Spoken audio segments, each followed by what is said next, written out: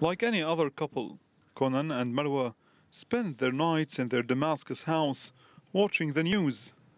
But unlike many other Syrians, the news could be life-altering for this small family. The couple married nearly 2 years ago and then started a long process to get a US visa for Conan, where he and his American wife were hoping to start a new life away from war. In general, I have no major problems here, but the excessive rise in living expenses. I got the chance to leave as a refugee, but I didn't want to. I wanted to travel legally so I can return if I want. After a vetting process that took more than a year, Conan got his CR1 visa. Then, a mistake held him up. I finally got the visa, but I found out that it said February 2016 instead of February 2017 as an expiration date. So I sent the passport back, and this typo set us back a month or two. Otherwise, we would have been there.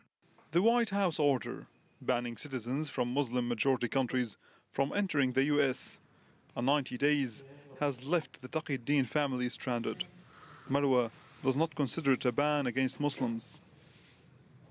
I don't know if it's a Muslim ban per se. I mean, it's definitely because I know Christians, I'm speaking on behalf of Syria only because I'm not really focusing on the other 6 countries as much as I should. But I know that a lot of Syrian Christians are also facing the same problems that Syrian Muslims are facing. So I don't want to say that it's a Muslim ban as much as it is a ban on Syria. The couple used their last piece of wood to keep warm. They did not stock up for a long winter because they thought they would be heading to the US in a couple of weeks. Yeah, absolutely, because this is taking away time from my life. I mean, they're putting my life on hold. When I decided to get married, I think that any person, when they do decide to continue their life with their significant other, they say in good and bad, in sickness and health, and if they're saying, for example, my husband is not welcome in the United States simply because he's Syrian and he's Muslim, then that means I'm not welcome. For a Syrian refugee, the United States is definitely not a realistic choice. The process to accept refugees could take up to 2 years, and entering America illegally costs 5 times more it does to enter Germany illegally. So, for the majority of Syrians fleeing the conflict, the new ban won't change much. Marwa goes online, checking for news from her lawyer or the airline that already cancelled their tickets to Logan International Airport in Boston. But there is nothing. She shows me pictures from her graduation, the couple's first date, and birthdays they celebrated together.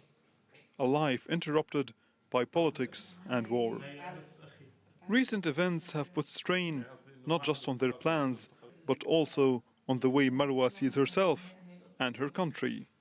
The proud Boston girl who displays her affection for her city.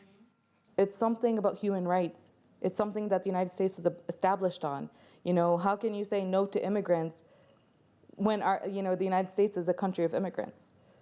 It just goes against everything that I learned in school. It goes against everything that I thought was true. It's basically like saying you lived a lie. And the American people have shown that they're not going to stand for that.